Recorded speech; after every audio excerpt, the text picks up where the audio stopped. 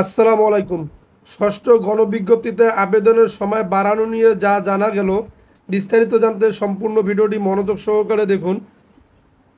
বেসরকারি শিক্ষা প্রতিষ্ঠানে প্রবেশ পর্যায়ে শিক্ষক নিয়োগের ষষ্ঠ গণবিজ্ঞপ্তিতে আবেদনের সময় কিছুটা বাড়ানো হতে পারে, যদিও এ বিষয়ে এখনও চূড়ান্ত কোনো সিদ্ধান্ত হয়নি।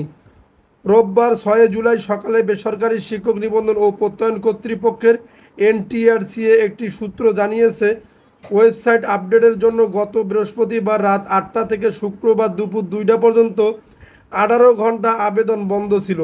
এছাড়া পরিদর্শক পদের প্রার্থীরা আবেদন করতে পারেননি।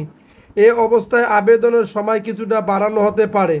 নাম অপ্রকাশিত রাখার শর্তে এনটিআরসির সহকারী পরিচালক পদমর্যাদার এক কর্মকর্তা জানান, ষষ্ঠ গণবিজ্ঞপ্তিতে আবেদনের সময় বাড়ানো নিয়ে এখনও চূড়ান্ত কোনো সিদ্ধান্ত হয়নি।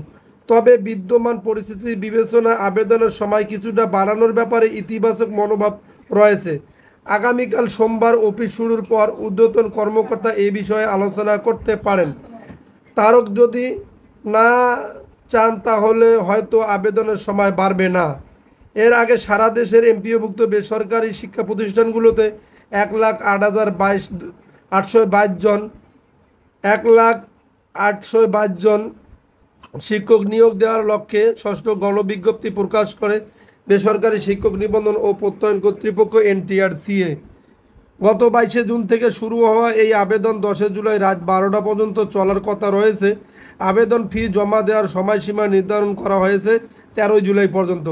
প্রসঙ্গত প্রকাশিত ষষ্ঠ গণবিজ্ঞপ্তি অনুযায়ী দেশের স্কুল, কলেজ, মাদ্রাসা ও কারিগরি ব্যবস্থাপনা শিক্ষা প্রতিষ্ঠানে মোট 1,08,22টি এমপিওভুক্ত শূন্য পদের শিক্ষক নিয়োগ দেওয়া হবে।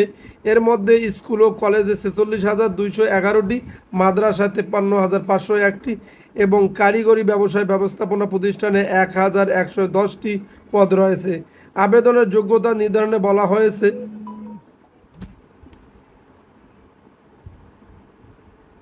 প্রার্থীর বয়স 4 জুন 2025 তারিখে সর্বোচ্চ 25 বছর হতে হবে। সেদিন 18তম শিক্ষক নিবন্ধন পরীক্ষার চূড়ান্ত ফল প্রকাশিত হয়েছে। পাশাপাশি নিবন্ধন সনদের মেয়াদ ফল প্রকাশের তারিখ থেকে 3 বছরের মধ্যে থাকতে হবে। বয়স ও সনদের মেয়াদের শর্ত পূরণ না করলে প্রার্থী আবেদন করতে পারবেন না।